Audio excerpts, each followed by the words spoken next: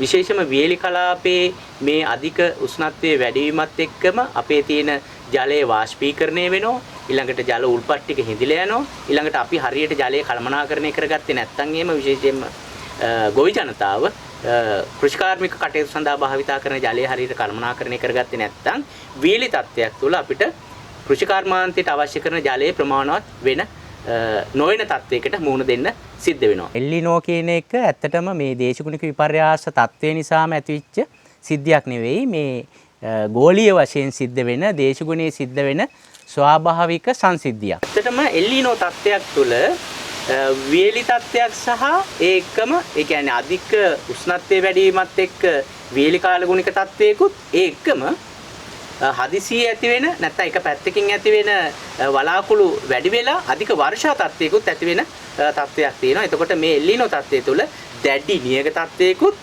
ඒකම දැඩි වර්ෂාපතන තත්ත්වයකුත් ඒ කියන්නේ අසාමාන්‍ය විදිහට දරා ගන්න බැරි විදිහේ වර්ෂාපතන තත්ත්වයකුත් ඇති වෙන්න පුළුවන්. ට්‍රැවල් ඩ්‍රින්ක් ඕනේ නම් මේ ගිනි කාස්ටර් අවුවේ කොහෙද යන්නේ කියලා කෙනෙකුට හිතෙන්න පුළුවන්. අපි අද කතා කරන්න යන්නේ මේ දවස්වල මුළු ලෝකෙටම බලපෑවැත්තෙන වියලි කාලගුණික තත්ත්වයක් තියෙනවා. එහෙම නැත්නම් එල්නිනෝ තත්ත්වයක් තියෙනවා කියලා දැනට ලෝක සෞඛ්‍ය සංවිධානය විසින් අනතුරු අඟවීම් කරලා තිනවා. අපිට හිතුණා මේ සම්බන්ධව පොඩ්ඩක් ඔයාලත් එක්ක කතා කරන්න ඕනේ කියලා.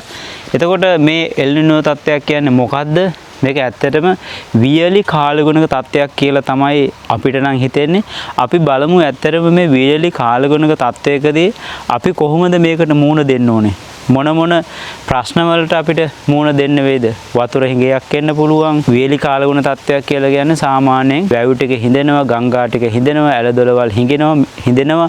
එතකොට මෙන්න මේ කියන කාරණා එක්ක අපිට හිතුණා මෙන්න මේ කියන தත්ත්වයට වතුර ටික හරි කළමනාකරණය කරගන්න. එතකොට ඒකෙන් භෝග ටික ආරක්ෂා කරගන්නේ කොහොමද?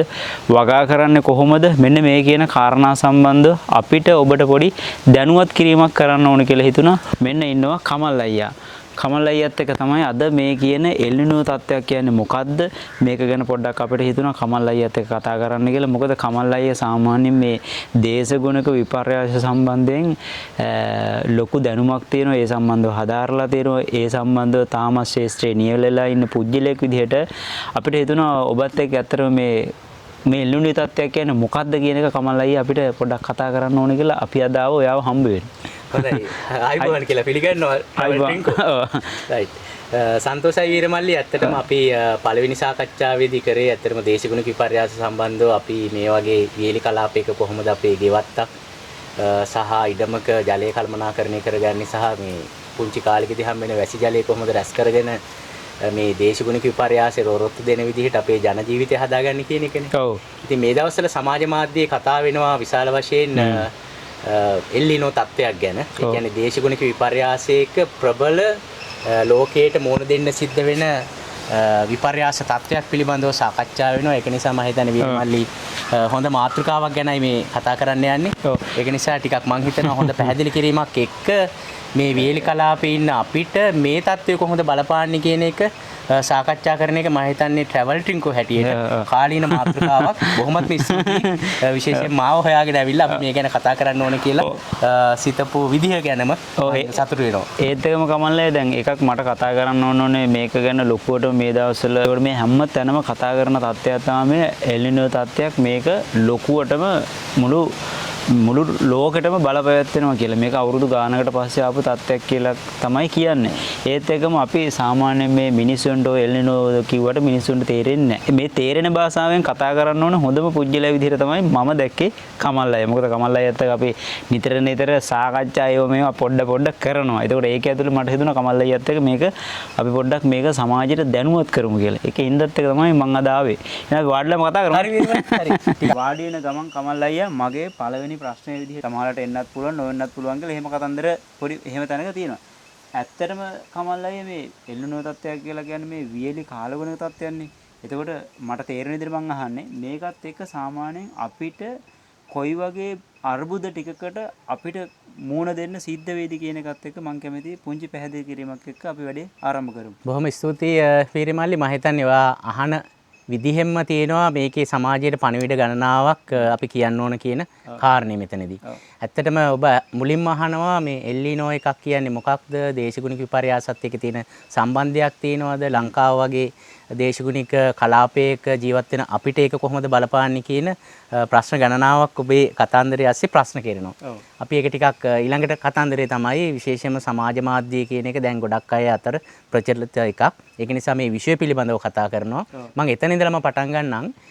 එල්ලිනෝ කියන එක ඇත්තටම මේ දේශගුණික විපර්යාස තත්ත්වය නිසාම ඇතිවෙච්ච සිද්ධියක් නෙවෙයි. මේ ගෝලීය වශයෙන් සිද්ධ වෙන දේශගුණයේ සිද්ධ වෙන ස්වාභාවික සංසිද්ධියක්.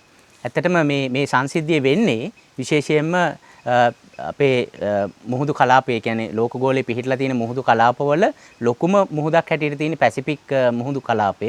එතකොට මේ මුහුදු කලාපයේ නිර්මාණය වෙන උෂ්ණ සීත දියවැල් වල රටාව වෙනස්කමකට භාජනය වෙලා මේ වෙලාවේ ඇමරිකාව දෙසට උතුරු ඇමරිකාව දෙසට යනවා උෂ්ණ දියවැල නැත්නම් උෂ්ණ කලාපයක් නිර්මාණය වෙමින් යනවා. එතකොට ඒකත් එක්ක විශේෂම ජල වාෂ්ප නිර්මාණය වීමේ නැත්නම් වර්ෂාව නිර්මාණය වෙන්න අවශ්‍ය කරන ජල වාෂ්ප නිර්මාණය වීමේ තත්ත්වය අඩු වෙලා තියෙනවා. එතකොට මේ බව අපි විශේෂයෙන්ම සනාථ කරගන්න තියෙන කාරණා පිළිබඳව විශ්ලේෂණය කරලා බලපුවාම විශේෂයෙන්ම ලෝක කාලගුණ සංවිධානය විශේෂයෙන්ම ගත්තොත් එහෙම ඇමරිකානු ජාතික සාගර සහ වායුගෝලීය පරිපාලනය කියන ආයතනය ඊළඟට ඔස්ට්‍රේලියානු කාලගුණ විද්‍යා කාර්යාංශය සහ ශ්‍රී ලංකා කාලගුණ විද්‍යා දෙපාර්තමේන්තුව කියන මූලික ආයතන කියන දේවල් තමයි අපි ඇත්තටම සැලකිල්ලට ගන්න ඕනේ මොන සමාජ මාධ්‍යයක දේවල් කතා කරත්. එතකොට මේ ආයතන ලෝකයට රටට කලාපයට කියන්නේ ලෝකයේ සිද්ධ වෙන දේශගුණික වශයෙන් සිද්ධ වෙන වෙනස් වීම පිළිබඳව වගකීම් සහිතව සහ දත්ත සහිතව. ඒක නිසා මම පළමුවෙන්ම ප්‍රශ්නේදී සමාජ මාධ්‍යයේ එක එක වචන දාමින් දිට්ටුව ගැන පහුගිය කාලේ කතා කරා. ඊළඟට වරින් වර සුනාමි පිළිබඳව කතා කරනවා. ඊළඟට සුලි කුණාටු පිළිබඳව කතා කරනවා. ඊළඟට මේ එල්ලිනෝ තත්වයක් ගැන කතා කරනවා. එතකොට අපේ පළවෙනි පණිවිඩය වීදී සමාජ මාධ්‍ය තුල විවිධ කණ්ඩායම් මේ පිළිබඳව විශ්ලේෂණය කරලා කතා කරාට මේ පිළිබඳව මෙන්න මේ කියන ආයතන මම කලින් සඳහන් කරපු ආයතන වගකීමෙන් යුතුව දත්ත සහිතව මේ කියන දේශගුණ විපර්යාසයන් සම්බන්ධව කියන කාරණා පිළිබඳව අවධානය යොමු කරන්න සැලකිලිමත් වෙන්නේ කියන කාරණා පිළිබඳව අපි අවධානය යොමු කරන්න කියන එක පළවෙනි පණිවිඩය හැටියට කියනවා. මේ එල්නිනෝ තත්ත්වය සාමාන්‍යයෙන් ලංකාවේ අපිට කොහොමද බලපාන්නේ පළවෙනි එක. ඒත් එක්කම මේක මුළු ලංකාවටම මේ එල්නිනෝ තත්ත්වය බලපානවද? එහෙම බලපානවා නම් කොයි විදිහටද බලපාන්නේ කියන එකත් මම කැමතියි ඔයාගෙන් අහන්න. හොඳ ප්‍රශ්නයක් සහ හොඳ ප්‍රවේශයක් විරමලි ගත්තේ. ඇත්තටම ලංකාවට වගේම මේ සංසිද්ධිය මුළු ලෝකයටම බලපානවා. මොකද මේ ගෝලීය දේශගුණික තත්ත්වයේ ඇති වෙන වෙනස් වීමක් මම කියවනේ මේ පැසිෆික් සාගරයේ ඇති වෙන උෂ්ණ දියවැලක් එක්ක ඇති වෙන වෙනස්කම කොහොමද ගෝලීය කාලගුණික තත්ත්වයට සහ දේශගුණික තත්ත්වයට බලපාන්නේ කියන එක. එතකොට සාමාන්‍යයෙන් අපේ රටේ මේ කාලේ වෙනකොට නිරිතදිග මෝසම සක්‍රිය වෙලා ජුනි ජූලි අගෝස්තු කාලේ වෙනකොට විශේෂයෙන්ම මැයි ජූනි කාලේ වෙනකොට සුළඟ වැඩිවීමක් සිද්ධ වෙනවා. අපි කියනවා පොසොන් සුළඟ කියලා. අපි සරුංගල් අරින මාසේ. එතකොට දැන් මේ සුළඟ සක්‍රිය වෙලා තියෙනවා. ඊළඟට ජූලි අගෝස්තු කියලා කියන්නේ මේ නැගෙනහිර කලාපයේ මේ පැත්තට මෝසමක් නැහැ. අතරමැදි කාලයේ වියලි කාලගුණික තත්ත්වයක්. එතකොට මේ වියලි කාලගුණික තත්ත්වයක් කියන එක අපි අපේ දේශගුණික රටාවේ තත්ත්වයක් කියන එක පිළිබඳව අපිට අදහසක් තියෙනවා. හැබැයි දැන් අපි කතා කරනවා මේ එල්ලිනෝ තත්ත්වයක් එක්ක මේ වියලි තත්ත්වය තව වැඩි වෙනවද නැත්නම් මොකද්ද මේකට බලපාන්නේ කියන කාරණේ පැහැදිලි කරගන්න. ඇත්තටම එල්ලිනෝ තත්ත්වයක් තුළ වියලි තත්ත්වයක් සහ ඒකම ඒ කියන්නේ අධික උෂ්ණත්වයේ වැඩි වීමත් එක්ක වියලි කාලගුණික තත්ත්වයකුත් ඒකම හදිසියෙ ඇති වෙන නැත්නම් එක පැත්තකින් ඇති වෙන වලාකුළු වැඩි වෙලා අධික වර්ෂා තත්ත්වයකුත් ඇති වෙන තත්ත්වයක් තියෙනවා. එතකොට මේ එල්ලිනෝ තත්ත්වය තුළ දැඩි නියග තත්ත්වයකුත් ඒකම දැඩි වර්ෂාපතන තත්ත්වයකුත් ඒ කියන්නේ අසාමාන්‍ය විදිහට දරා ගන්න බැරි විදිහේ වර්ෂාපතන තත්ත්වයකුත් ඇති වෙන්න පුළුවන්. මම හිතන්නේ පහුගිය කාලේ අපිට අත්දැකීමක් තිබ්බා උතුරු පළාතට වර්ෂාව වැඩි වෙනකොට ගම් වතුර එනකොට දකුණු පළාතේ වියලි තත්ත්වයක් තිබ්බා නේ. ලංකාවේ ඇතුලේ පුංචි රට ඇතුලේ එවැනි තත්ත්වයක්. එතකොට එවැනි කාලගුණික තත්ත්වයකට අපිට මුහුණ දෙන්න සිද්ධ වෙනවා. එතකොට මේකේ තියෙන බරපතලකම තමයි විශේෂම වියලි කලාපයේ මේ අධික උෂ්ණත්වයේ වැඩි වීමත් එක්කම අපේ තියෙන ජලයේ වාෂ්පීකරණය වෙනවා. ඊළඟට ජල උල්පත් ටික හිඳිලා යනවා. ඊළඟට අපි හරියට ජලය කළමනාකරණය කරගත්තේ නැත්නම් එහෙම විශේෂයෙන්ම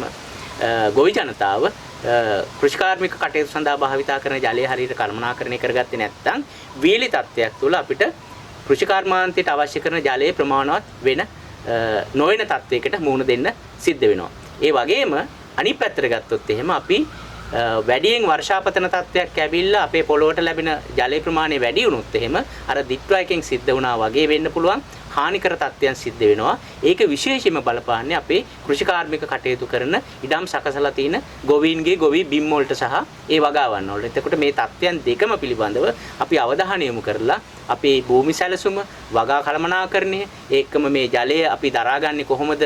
වැඩියෙන් ජලයක් හම්බුනොත් ඒකම වේලි තත්ත්වයක් ආවොත් කොහොමද දරාගන්නේ කියන එක පිළිබඳව ඇත්තටම ගොවියාගේ ගෙදරින් ගෙදරට සාකච්ඡා කරන්න ඕන කතන්දරයක්. ළමයාගේ ඉඳලා වැඩිහිටියාගේ ඉඳලා තරුණයාගේ ඉඳලා සමාජයේ මේ රටේ ඉන්න සියලුම පුරවැසියන් මේ පිළිබඳව දැනුවත් භාවයකින් කටයුතු කරන්න ඕන සමාජ ක්‍රියාවලියක් බවට මේක වගකීමෙන් යුතුව කටයුතු කරන්න ඕන කාලයක් හැටියටයි මම යෝජනා කරන්නේ. ඒක නිසා අපි පොඩ්ඩක් ඒ ගැන පැහැදිලි කරගමු. ඉස්සරහට කොහොමද එහෙම අපි මේ වගකීමෙන් යුතුව කටයුතු කරන්න සහ හැසිරෙන්නේ කියන කාරණේ පිළිබඳව. සාමාන්‍ය රටක ප්‍රශ්නයක් වුණාම පවතින රජය සම්පූර්ණයෙන් මේකට වග කියන්න ඕනේ කියලා. හැබැයි මේක ස්වභාවික සංසිද්ධියක්නේ. එතකොට මේ ස්වභාවික සංසිද්ධියට ඇත්තටම රජය වග කියන්න ඕනද? හොඳ ප්‍රශ්නයක් ඇවිත් සහ පහුගිය කාලේ අපි මුහුණ දීලා තිබ්බ තත්ත්වයන් එක්ක මිනිස්සු හැම වෙලාවෙම බලාපොරොත්තු වෙන්නේ සමන්ගේ මූලික අවශ්‍යතාවය ඉඳලා ඉටු කරගන්න මේ රජය වග කියන්න ඕන කියලා. ඇත්තටම මේක හරි බරපතල තත්ත්වයක්. දැන් සතියකට කලින් ගෝලීය වශයෙන් නිවේදනය කරා ලෝකයේම ආහාර සුරක්ෂිතතාවය පිළිබඳ අර්බුදයකට සියලු දෙනාම මුහුණ දෙන්න සිද්ධ වෙනවා කියලා.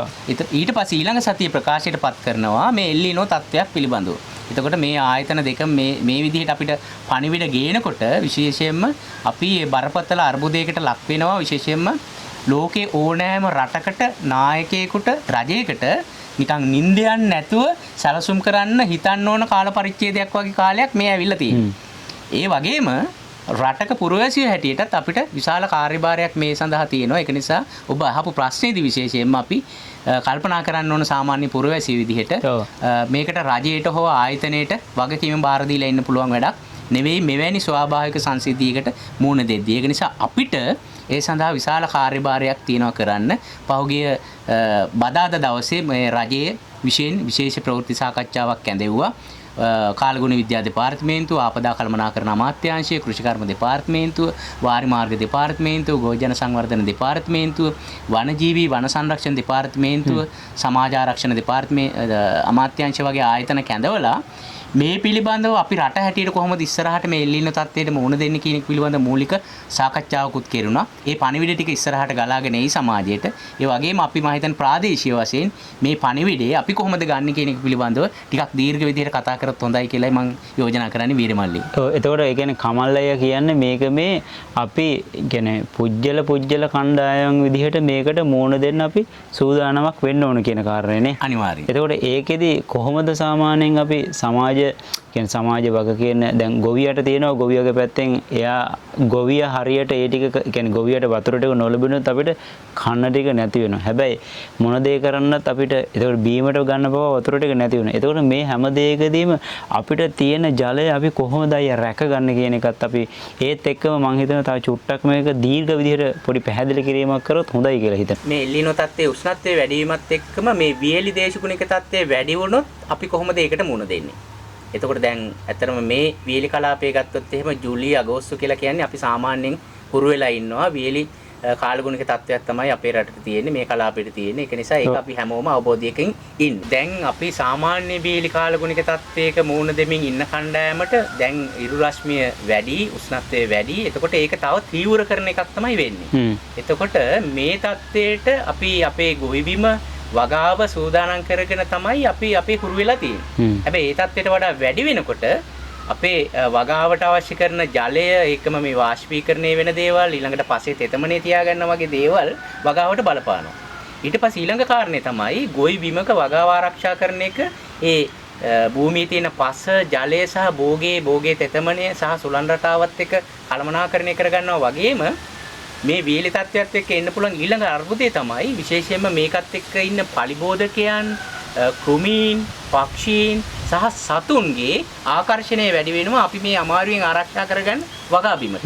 ඒක නිසා කැලෑව ඇතුලේ සත්තුන්ට ජලය, ආහාර වගේ දේවල් අඩු වෙනකොට සත්තුන්ගේ ආකර්ෂණයත් වැඩි වෙන්නේ කොහාටද? අපේ වගා බිම් වලට. ඒක නිසා අපිට තිබ්බ ඉස්සර දැන් මේ වියලි කාලගුණික තත්ත්වයක් එක්ක මේකට ඔරොත්තු දෙන විදිහට වගාව ආරක්ෂා කරගන්න කටයුතු කරන එකනේ අවධානය යොමු වෙන්නේ. ඒ කියන්නේ ජලය හරව ගන්න එක, පස්සේ තෙතමනේ තියාගන්න එක, ඒකම රෝග වලින් ආරක්ෂා කරගන්නවා වගේ දේවල් එක්කනේ අවධානය යොමු වෙන්නේ ගොවියගේ. හැබැයි විශේෂයෙන්ම අර කෘමි සත්තුන්ගේ, ඒකම අනිකුත් පක්ෂීන්ගේ, බාහිරින් එන සත්තුන්ගේ ආපදාවත් මේකත් එක්කම සංකීර්ණ වෙන එක, තීව්‍ර වෙන එක වැඩි වෙනවා. එතකොට ඒ ගැනත් අපි අවධානය යොමු කරගන්න ඕනේ. එතකොට මෙවැනි තත්ත්වයක් තුළ සාමාන්‍යයෙන් වේලි කාලගුණික තත්ත්වයක ගොවි බිමක් බල ගන්නවට වඩා වැඩි අවධානයක් විශේෂයෙන්ම අනිකුත් සාධක පිළිබඳව හිතන්න සිද්ධ වෙනවා. එතකොට ඒ ගැනත් අපි සැලකිලිමත් වෙන්න වෙනවා.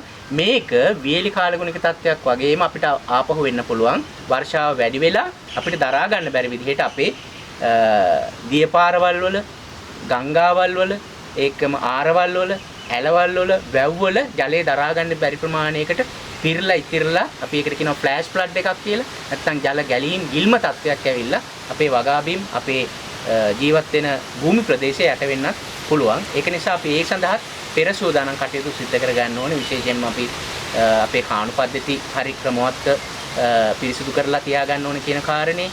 ගැලීම් ඇති වෙන තත්ත්වයන් තියෙනවා නම් ඒ තැන් අඳුරගෙන ඒවා වළක්වන්න අවශ්‍ය කරන මැදිහත් වීම කටයුතු කරන්න ඕනේ කියන එක.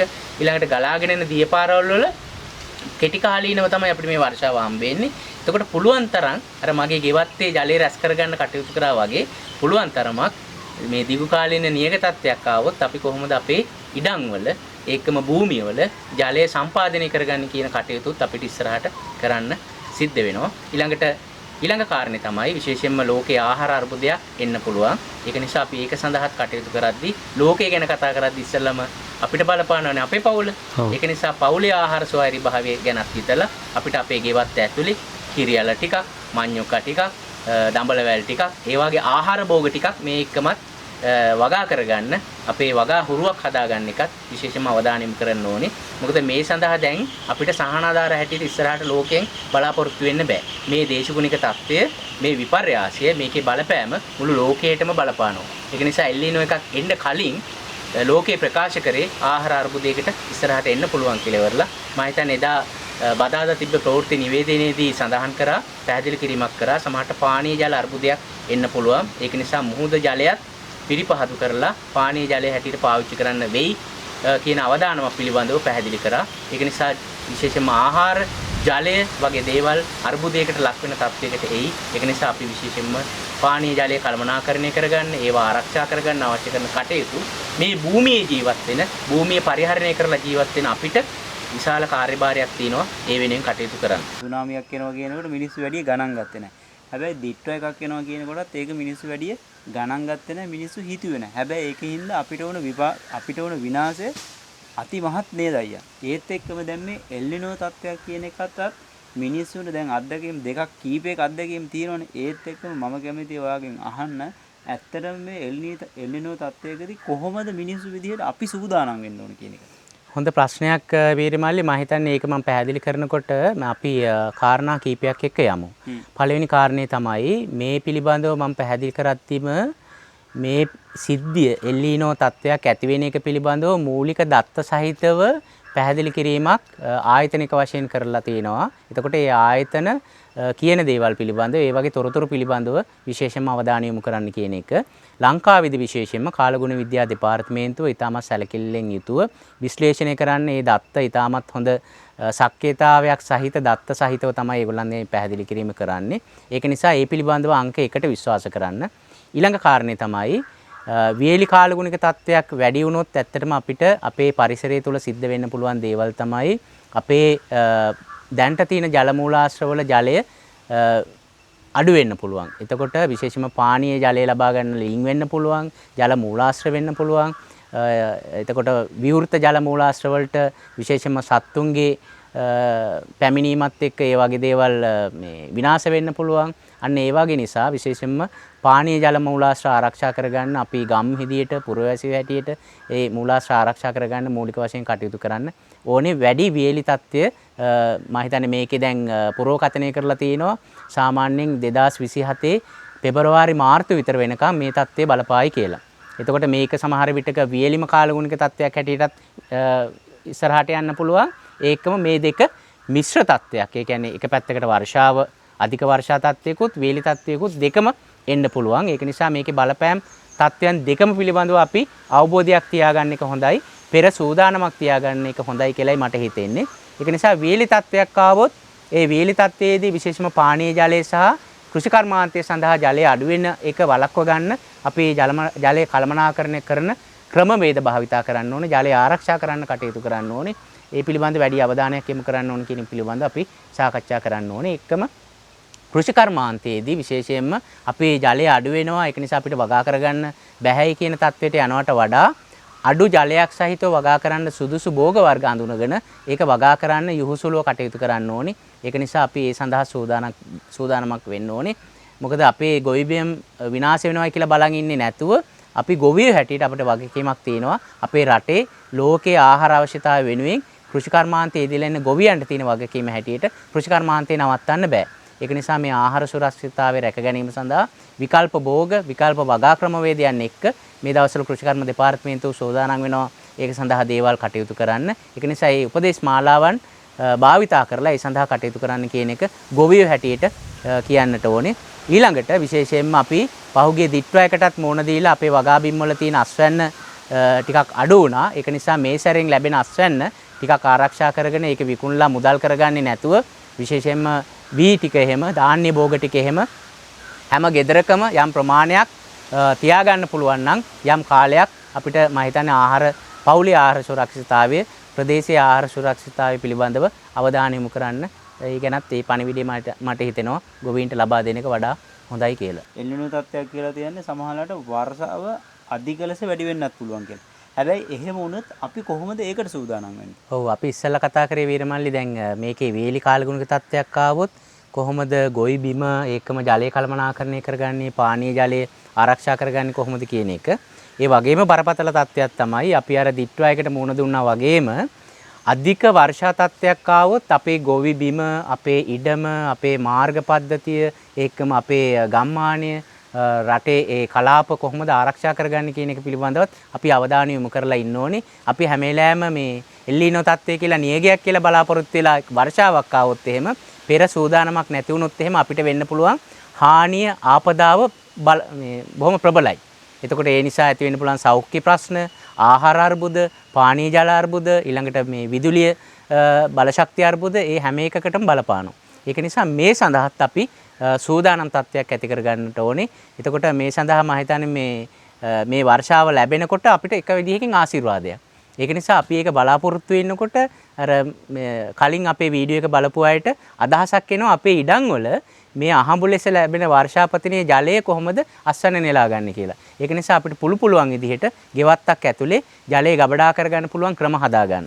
දෙවෙනි කාරණේ තමයි මේකේ ඇති වෙන්න පුළුවන් ෆ්ලෑෂ් ෆ්ලඩ් එකක්. ඒ කියන්නේ ක්ෂණිකව වර්ෂාව වැඩි වෙලා ඇති වෙන්න පුළුවන් ගිල්ම තත්ත්වයකදී වෙන්න පුළුවන් හානිය අඩු කරගන්න වගා බිම් සැලසුම් කරද්දී ජලය වියලි තත්ත්වයේදී හරවන්නත් ඒකම අධික වර්ෂාවක් ලැබිලා ජලය වැඩි වුණොත් එහෙම ඉක්මනින් ජලය බැහැර කරන්න පුළුවන් විදිහේ ක්‍රමවේදත් කාණු පද්ධති සකස් කරගන්න වෙනවා. ඒකම විශේෂයෙන්ම ගංගාවල් සහ ඇලවල් වල විශේෂයෙන්ම අපි මේ පළාතේ ගත්තොත් එහෙම සුංගංආරු වගේ ස්වාභාවිකව ගලාගෙන යන දිය මාර්ග තියෙනවා. ඒ තැන්වල අපිට පුළුවන් නම් ටිකක් තනින් තන වතුර ටිකක් ටැප් කරගන්න, අමුණු ටිකක් හදාගෙන එතකොට අපිට දීර්ඝ කාලයක් ඇති වෙන පෑවිලි තත්ත්වයකදී තනින් තන වතුර ටිකක් එකතු කරගන්න පුළුවන්, දිය කඩਿੱත ටිකක් හදාගන්න පුළුවන්.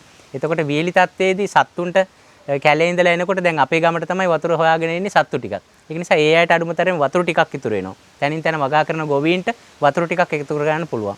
ඒක නිසා ඒ වගේ ස්වාභාවිකව වතුර රැස් කරන්න පුළුවන් තැන් ටික ගොවි කණ්ඩායම් එකතු වෙලා අමුණු බැඳගෙන පතස් හරි වලවල් හරි හදාගෙන වතුර රැස් කරගන්න පුළුවන් ක්‍රමවේදත් හදාගත්තොත් මේ ගම් වතුර තත්ත්වයක් ආවොත් ඒකේ ක්‍රමානුකූලව ඒ ජලය අපිට ගබඩා කරගන්න ආරක්ෂා කරගන්නත් විදි වලට සූදානම් කරගන්න පුළුවන්. එතකොට අපි මේ පිළිබඳව යම් පැහැදිලි කර ගැනීමක් කරා. ඒක නිසා අපිට ට්‍රැවල් ට්‍රින්කෝ හැටියට ලොකු වගකීමක් තියෙනවා වීරමල්ලි මේ රටට මේ පණිවිඩය කියන්න. ඇත්තටම මේ ට්‍රැවල් ට්‍රින්කෝ කියලා කිව්වහම හිතනවා මේ ත්‍රිකුණාමලයේ ඉන්න අපිට විතරයි මේක වැදගත් කියලා. අපි මේ ගෝලීය ප්‍රශ්නයක් අපිට කොහොමද බලපාන්නේ කියන එකයි කතා කරේ. ඒක නිසා ට්‍රැවල් ට්‍රින්කෝ කියලා කිව්වහම හැම වෙලාවෙම හිතනවා මේ සංචාරක ප්‍රවර්ධන කටයුත්තක් එක්ක මේක ගැන කතා කරනවායි කියලා. ඇත්තටම මේ ට්‍රැවල් ට්‍රින්කෝ හැටියට මේ වැඩේ කරන්නේ ගෝලීය වශයෙන් බලපාන ප්‍රශ්නයක්, ජාතික වශයෙන් බලපාන ප්‍රශ්නයක්, ත්‍රිකුණාමලයේ නැගෙනහිර ඉන්න අපිට බලපානවා වගේම රටටත් මේක සඳහා මුහුණ දෙන්නේ කොහොමද කියන පණිවිඩය ගෙනියන එක. ඒක නිසා විශේෂයෙන්ම පවුලක් තුල, ගමක් ඇතුලේ, සමාජ කණ්ඩායමක් ඇතුලේ මේ පිළිබඳව විධිමත් ලෙස සාකච්ඡා කරලා මේ සඳහා මුහුණ දෙන්න, ඔරොත්තු දෙන්න පුළුවන් හැකියාව වැඩි දියුණු කරගත්තොත් මම හිතන්නේ ජාතියක් හැටියට, රටක් හැටියට මේ කියන එල්ලීනෝ තත්ත්වයට මුහුණ දෙන්න පුළුවන්. මේක නිසා ඇති වෙන්න පුළුවන් ජල අර්බුදය, මේක නිසා ඇති වෙන්න පුළුවන් ආහාර අර්බුදය, මේක නිසා ඇති වෙන්න පුළුවන් සමාජ ව්‍යාධියක් ඇති වෙන්න පුළුවන්, කනස්සල්ල ඇති වෙන්න පුළුවන්, ආර්ථික අර්බුදයක් ඇති වෙන්න පුළුවන්. ඒ එක්කම අපි කතා කරන්නේ මේ මිනිස්සු සම්බන්ධව විතරයිනේ. එතකොට මේක සතා සිව්පාවටත් මේ ජල අර්බුදය, ආහාර අර්බුදය කියන එක බලපානවා.